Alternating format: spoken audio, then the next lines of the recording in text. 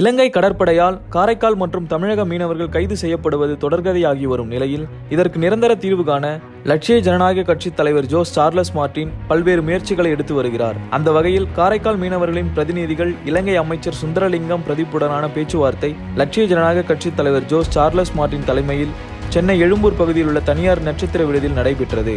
இலங்கை கடற்படையால் காரைக்கால் மற்றும் தமிழக மீனவர்கள் கைது செய்யப்படுவதற்கு நிரந்தர தீர்வு காணும் வகையில் இலங்கை மற்றும் காரைக்கால் தமிழக மீனவர்கள் மத்திய மாநில அரசுகள் இலங்கை அரசை உள்ளடக்கிய குழு அமைத்து நடவடிக்கை எடுக்க வேண்டும் எனவும், இலங்கையில் தற்போது சிறைபிடிக்கப்பட்டுள்ள காரைக்காலை சேர்ந்த 19 படகுகள் மற்றும் மீனவர்களை விடுவிக்க நடவடிக்கை எடுக்க வேண்டும் உள்ளிட்ட பல்வேறு கோரிக்கைகளை மீனவர்கள் இலங்கை அமைச்சர் சுந்தரலிங்கம் பிரதீப்பிடம் தெரிவித்தனர். இந்த ஆலோசனை கூட்டத்தில் சென்னையில் உள்ள இலங்கை துணை தூதரகத்தின் துணை தூதர் கணேசநாதன் கேத்தீஸ்வரன், லட்சிய ஜனநாயக கட்சியின் பொதுச் செயலாளர் துரைசாமி, தேசிய மக்கள் மன்ற பொருளாளர் அயூப் கான், மண்டல பொதுச் செயலாளர் அப்துல் பாஷித், மாநில செயலாளர் முருகானந்தம் ஆகியோர் உடன் இருந்தனர்.